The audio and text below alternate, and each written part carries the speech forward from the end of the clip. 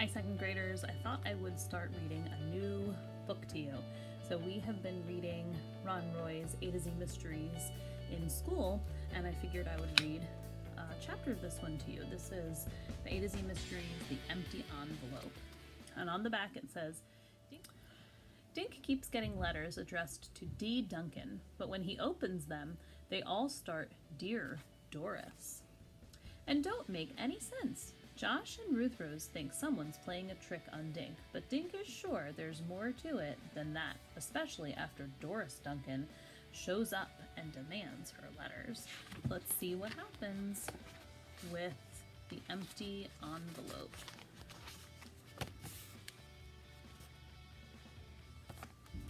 That's the picture of the stamp from the corner. And here is a picture of the town of Green Lawn, Connecticut, where Dink, Josh, and Ruth Rose live. Chapter 1. I got it, Josh yelled as he raced across Dink's backyard. He leaped into the air, missed the volleyball, and fell in a heap. Dink laughed. You got it all right. Way to go, Natey, Ruth Rose cried. She gave her 4-year-old brother Nate a high five. You just scored us another point. Nate blushed and shyly smiled at his big sister. Josh got up and grinned. Okay, I'm through fooling around. From now on, Josh and Dink will rule. Just then they heard a beep. It's Ruby with the mail, Ruth Rose said. Josh dropped the volleyball. I wonder if you'll get another blue envelope, he said to Dink. I can't wait to read what Mother has to say today. Dink ran to the front yard just as Ruby waved her mail truck and drove away. He opened the mailbox and reached in. He pulled out 2 bills for his parents and a letter in a blue envelope for him. I wonder if that's one of the mystery envelopes. In the past week, Dink had received 4 other letters in blue envelopes. This was the 5th.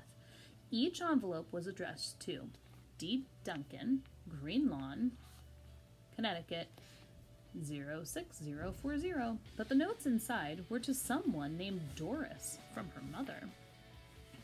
Dink returned to the backyard. He held up a letter. Another one, he said.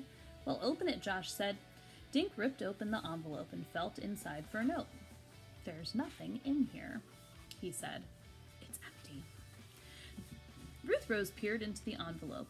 Why would Mother send an empty envelope, she asked. Dink shrugged. Let's go in the house. I want to check out the other letters again. The kids trooped into Dink's kitchen. A covered plate sat on the counter. My mom made us some sandwiches, Dink said. Nate reached for the plate, but his sister stopped him. What do you think his sister is going to ask him to do after just coming in from outside? I wonder. Look at those hands. Let's wash up at the sink, Nate. Did you think she was going to ask him to wash his hands? I thought so too.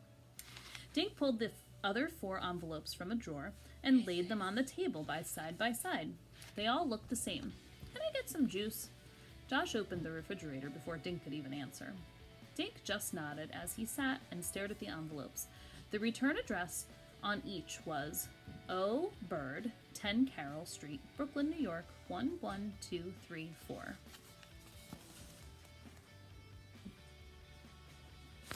3 stamps. How many stamps do you usually put on a letter when you send them in the mail? I don't know anyone in Brooklyn, he said, let alone someone named O. Bird.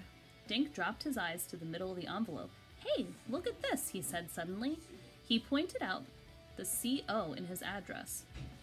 Isn't CO the abbreviation for Colorado? Not Connecticut. Josh and Ruth Rose grabbed an envelope. Yeah, you're right, Josh said. Connecticut is CT, not CO. Dink looked at his friends. The zip code is right, but the state is wrong. Or maybe it's the state that's wrong and the zip code that's... Or maybe it's the state that's right and the zip code that's wrong, Ruth Rose suggested. What do you mean? Josh asked. Maybe these letters were supposed to go to someone named D. Duncan in Green Lawn, Colorado, Ruth Rose said. Whoever O. Bird is just wrote down the wrong zip code. I know how to find find out, Dink said. He walked over to the phone and dialed information. He asked the long-distance operator for O. Bird's number. There isn't? He asked. Okay, thanks anyway. Dink hung up. There's no O. Bird listed in Brooklyn. Well, Josh said, grabbing a sandwich, you're the only D. Duncan in Green Lawn. In Green Lawn, Connecticut, Dink said. Josh sighed. Anyway, let's eat. They wolfed down the peanut butter and grape jam sandwiches. What does that mean if they wolf down something? What do you think? It means they gobble them up like a pack of wolves. Read the notes again, Dink, Ruth Rose said after a few minutes. Maybe there's a clue about who they really are meant for. Dink opened the other envelopes, pulled open the 4 notes, and laid them side by side.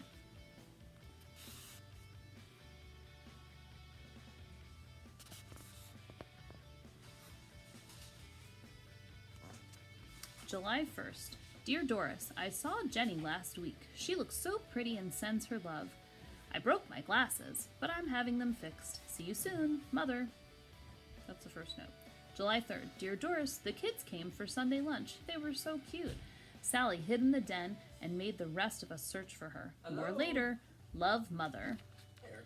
July 5th. Dear Doris, I thought of you on your birthday. A surprise is coming soon. Keep smiling. Love, Mother. July 7th. Dear Doris, little Katie had her 5th birthday last week. I put some money in an envelope from both of us. She was thrilled. Hope all is well. Love, Mother. Josh picked up the 5th envelope. He turned it upside down and shook it. Maybe someone stole the last letter, he whispered. He made mysterious eyes at Dink. Maybe spies are watching your mail, he said in a creepy voice. Maybe they're alien kidnappers from Neptune. And just then, the phone rang. And that brings us up to chapter 2. Check in later for more. Bye!